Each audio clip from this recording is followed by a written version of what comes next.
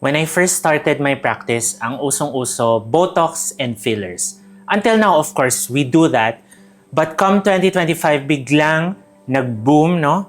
Skin boosters and biostimulators. So of course, as a clinic, kailangan updated tayo. Okay? Hindi lang sa chismis, dapat rin sa mga newest and premium injectables available in the market. So by the way, lahat to na-try ko na sa sarili ko. So bago ko siya i-offer sa patients, ako muna yung tuturuan. So all of this I can vouch for. So simula tayo sa una kong in-acquire. So this is the Regeran series, one of our best selling treatments sa clinic. Okay? So we have HINS. Ang pinaka-favorite namin sa clinic si Regeran S kasi marami kaming acne scar patients. Very effective. It lifts the scars over time. Si H naman, grass skin, glowing skin.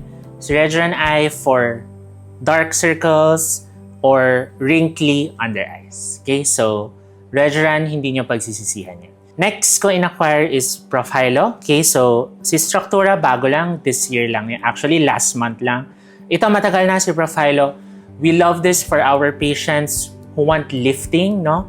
Gusto ng magandang cheekbone, gusto ng defined jawline, gustong i-lift yung laugh line pero natural lang. Okay? Si Structura naman, kaka-release lang as in less than a month ago.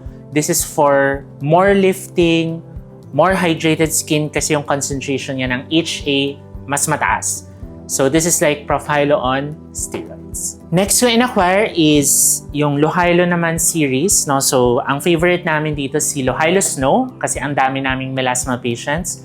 So grabe tong injectable na to. No? Nasa kanya na yung lahat. Okay? So it has HA, has glutathione, it has niacinamide, has arbutin. No? So everything. Ganda niya to whiten.